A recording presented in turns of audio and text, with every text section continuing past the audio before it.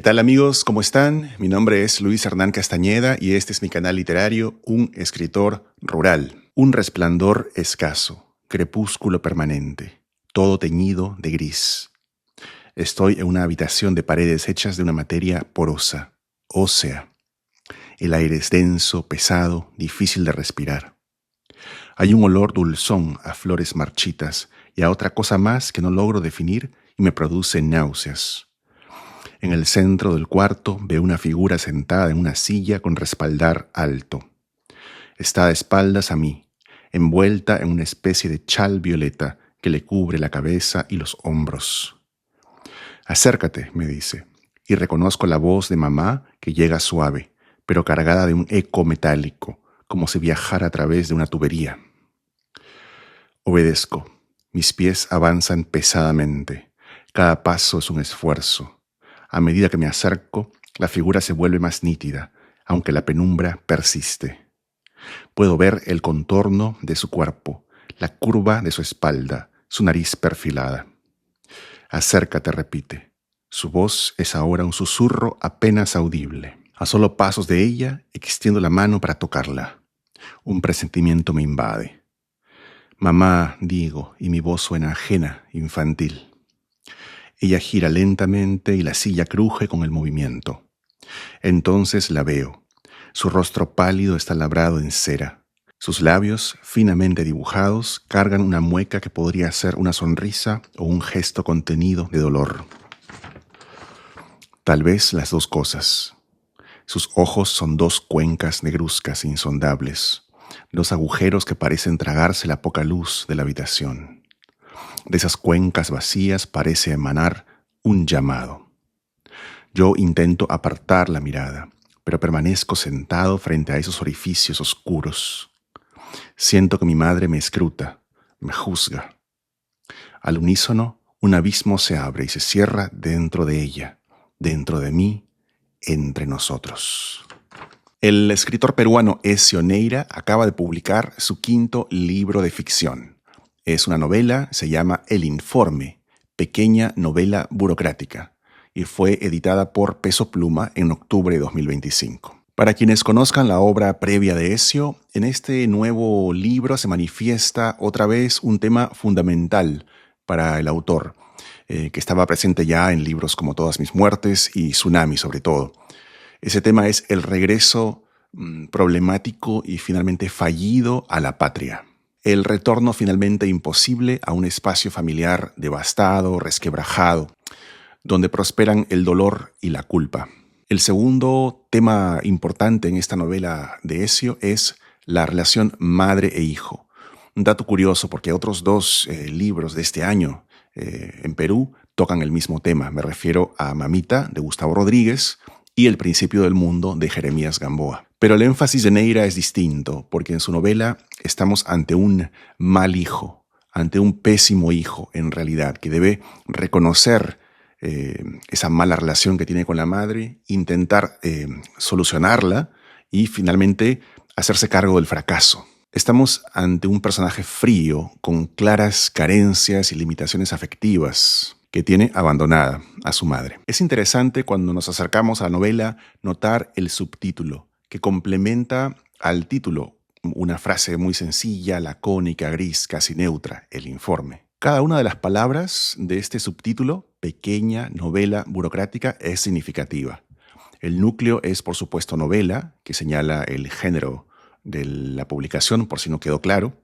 Y las otras dos palabras son dos adjetivos que flanquean, que encierran, que califican y minimizan un poco la importancia o la valía de esta novela que está al centro. La novela es pequeña, en realidad no por su extensión, porque supera las 200 páginas, es una novela mediana, digámoslo así, sino porque en el centro de su tema, que es un tema aparentemente enorme, vasto, proliferante, como son las redes y tentáculos del Estado peruano, al centro de esa vastedad hay un núcleo pequeño, un tema íntimo, una herida privada que el autor ha querido tratar a través de esta ficción. Y el segundo adjetivo, burocrática, señala, indica por supuesto el tema de la novela. Estamos dentro de un mundo ficcional burocrático, pero sobre todo quiere marcar la metáfora de que la escritura y la lectura, leer y escribir, son de alguna manera una forma de trámites. Es decir, son procesos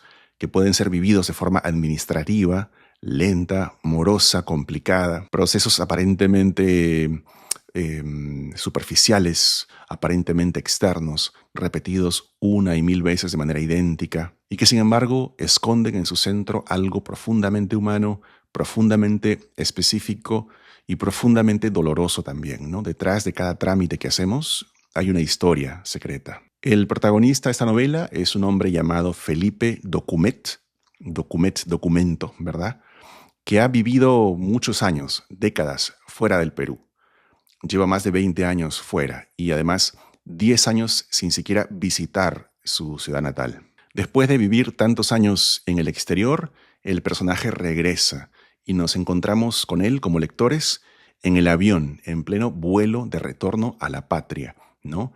En plena repatriación inmediata. Una escena que es ya, creo yo, un tópico de la novela peruana reciente. Lo vemos también en la escena de apertura del Principio del Mundo de Jeremías Gamboa, donde también hay un personaje, un hombre que regresa a su país y está en el avión volando, sobrevolando Lima, las luces de la ciudad. Y lo vemos también en otra clave muy diferente en Diego Treyes también, en su novela La Procesión Infinita, de hace unos pocos años. Esto, bueno, demuestra que la literatura peruana en gran medida, en una medida importante realmente, está siendo escrita hoy en día por peruanos fuera del Perú, por viajeros y por migrantes. Documet entonces regresa al cabo de 10 años completos de ausencia para ver a su madre. Su madre es mayor, su madre sufre de demencia y vive sola al cuidado de una enfermera que es prácticamente su hija. Después de recibir una formación académica de alto nivel en Estados Unidos, donde se ha educado como politólogo, Felipe Documet rechaza una magnífica oferta de trabajo para irse a vivir y trabajar en Portland, Oregon, una ciudad bellísima, con la que él sueña además. Rechaza todo esto para aceptar un puesto de confianza en un ministerio en el Perú, que consigue gracias a las influencias y relaciones de un viejo compañero de colegio, Roberto, a quien apenas recuerda. Roberto es una especie de caimán que se mueve con soltura, con viveza, siempre cae de pie, ¿no? En las aguas arremolinadas y siempre turbias de la política peruana. Política peruana que, para variar en el mundo de la novela, está pasando por una especie de crisis permanente, ¿no? La crisis de su estado normal. Documet entonces llega a un Perú convulsionado, un Perú muy similar al actual, de hecho. Documet se dice a sí mismo, se miente, que la razón por la cual está volviendo al Perú es para servir a los peruanos, para hacer patria, para poner al servicio de la gente su formación, su conocimiento, su experiencia, cuando en realidad y en el fondo queda claro para nosotros como lectores, aunque quizá no para él en primera instancia, que el asunto de fondo, la razón verdadera por la cual está volviendo es porque necesita desanudar el nudo de su madre. Por eso acepta esta propuesta, oferta dudosa de este amigo inescrupuloso llamado Roberto y regresa al Perú con la ilusión de convertirse en director de museos. Esa es la promesa de Roberto en cualquier caso y es un poco lo que se ajusta a la formación, a la experiencia, al conocimiento, al área de Felipe Documet. Sin embargo, una vez que llega, después de una serie de idas y venidas y de problemas y de obstáculos, no termina como director de museos, sino que es nombrado por el Ministerio de la Producción como director general del sector de pesca artesanal. Un cargo a todas luces inadecuado para él, hasta ridículo, ¿no? Siendo que, como recuerda el propio Felipe, su único contacto con la pesca artesanal fue una vez de chico cuando fue a pescar en un botecito en Pocusana. O sea, se trata de un nombramiento que más que un honor es una afrenta, que nos hace pensar, por ejemplo, en esa ocasión en la cual Borges fue nombrado inspector de mercados de aves de corral por el peronismo en Argentina, ¿no? A partir de aquí, lo que empieza es una trama kafkiana, por supuesto, oficinesca, pesadillesca, absurda, farsesca, en la que la misión de Felipe es redactar un informe que nadie va a leer, un informe complicadísimo, lleno de datos, datos estúpidos, como por ejemplo la cantidad de toneladas de muy usadas para pescar por los pescadores locales entre el kilómetro 150 y 195 de la Panamericana Sur. Felipe se lanza entonces con toda la eficiencia que puede, con todo el sentido de la responsabilidad que trae. Recordemos que él es un gringo de adopción y tiene una especie de estándar de trabajo un poquito más alto que el que la gente que le rodea. Se lanza entonces a este proceso de escritura, que está sazonado, por supuesto, con los clásicos obstáculos y problemas de la política peruana, ¿no? Luchas de poder entre funcionarios, intrigas entre los subordinados, egos inflados de retórica, trabas constantes, todo en un clima fantasmagórico de ineficacia, de ineptitud, de cinismo, de chistecitos y de mediocridad completa, ¿no? A la vez que se desarrolla esta trama burocrática,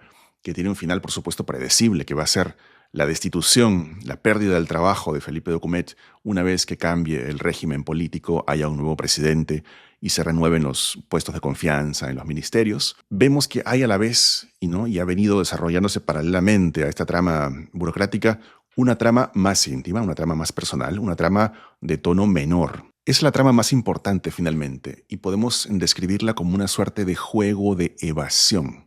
Son todas las maniobras de procrastinación que el propio Felipe se impone para no ver a su madre, para retrasar e ir aplazando y aplazando día a día, semana a semana, mes a mes, el momento de ir al departamento de su madre para encontrarse con ella, para hablarle y para ver cómo está, para ver qué tan mal está. O sea, la mamá está en la ciudad de Lima, Felipe también, están juntos. La misión o el objetivo del personaje era volver para ayudar a su madre que está en una mala situación, que está enferma. Sin embargo, los días, como decía, se suceden y esto nunca ocurre. El momento de ver a la mamá nunca llega. Prácticamente todos los días Felipe va recibiendo WhatsApps de la enfermera que le pide, le suplica, le ruega en todos los tonos que vaya a ver a su mamá, que está cada día peor, tanto mental como físicamente. El deterioro se está acelerando. Felipe tiene que hacer algo, tiene que actuar. Y sin embargo, hay una especie de parálisis que le impide regresar del todo.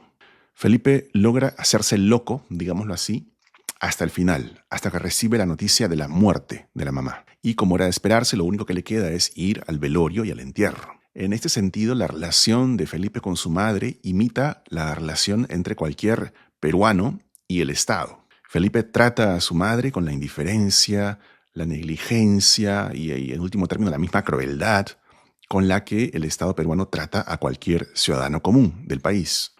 Y aquí está, creo yo, lo que es lo más interesante de la propuesta simbólica de la novela, que tiene que ver con encriptar lo doméstico, lo personal, lo familiar, lo emocional, encriptarlo y traducirlo en un lenguaje burocrático. La burocracia se convierte en una metáfora del vínculo roto entre la gente y se convierte en una encarnación monstruosa de los obstáculos, distancias y abismos que nos separan de los demás. La manifestación climática, atmosférica de esta distancia es la neblina limeña, que es omnipresente en la novela. Esa perpetua neblina que nos impide ver al otro, que está al otro lado de este velo gris, y que nos impide también vernos a nosotros mismos reflejados en el espejo. En la neblina podemos ocultarnos de nosotros mismos y en la neblina la distinción entre lo real y lo falso, el sueño y la vigilia, la verdad y la mentira,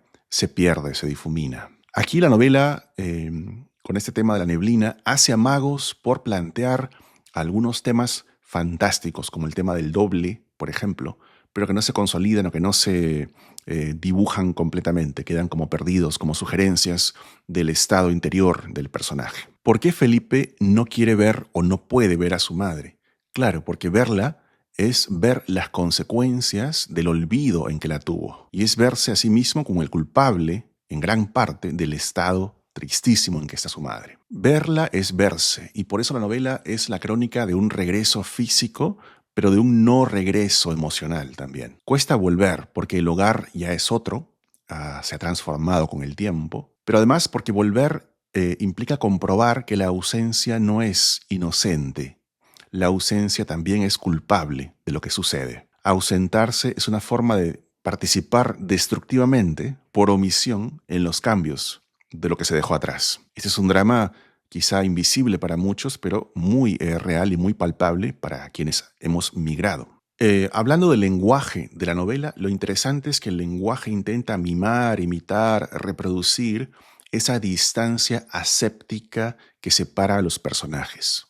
Es un lenguaje que intenta no nombrar la pérdida y más bien perderse, difuminarse, desdibujarse, extraviarse en esta frustrante descripción de la oficina. Además, hay otros discursos aledaños a esta narración en tercera persona que evocan las técnicas de la metaficción historiográfica. Me refiero a que se incluyen documentos oficiales, WhatsApps, informes, reportes, incluso recibos de yapeos, es decir, textos reales incrustados por aquí y por allá que hablan de la ineficacia del lenguaje en sí para comunicar, para expresarse, para referir. Sin embargo, también hay a la vez interpolaciones periódicas de algunos sueños y pesadillas de Felipe Ducumet, contados en primera persona, donde aflora el mundo interior del personaje, sus dramas, sus conflictos, y donde se registra un tono con cierta textura poética, donde Neira brilla más, donde se condensan sus habilidades como escritor. En estos pasajes más ricos se ventila la verdad oculta del personaje. Empezamos el video con una lectura de uno de esos pasajes y vamos a terminarlo con otra. Estoy en una fila interminable. Las personas que me rodean se encuentran en completo silencio. Todos avanzamos, paso a paso, como si alguien diera una orden que no oímos. El suelo bajo mis pies no es firme, sino un amasijo de tierra húmeda y algo más viscoso, como barro mezclado con ceniza. Miro al frente, pero no distingo el final, solo una serie de figuras encorvadas. Muchas llevan las cabezas cubiertas con mandos. Noto con la lentitud de quien recién despierta que algunas me resultan vagamente familiares. Una se parece a un amigo de infancia. Más adelante veo una silueta con el chal violeta de mamá. Cuando intento salir de la fila, me doy cuenta de que estoy clavado en el piso. Algo me sujeta desde abajo, como raíces fantasma o tendones de una articulación invisible. Un funcionario de rostro neutro y traje gris se me acerca y me entrega una hoja arrugada. En ella hay una sola palabra escrita en tinta roja: responsable. Quiero preguntar qué significa, pero al abrir la boca descubro que, en lugar de mi lengua, tengo un retazo de sombra. Y en mi corazón encuentro esta oquedad, un pozo seco. Pasa otra sombra, vagamente conocida. ¿Es esperanza? ¿Eres tú, mamita? La fila avanza y yo avanzo con ella.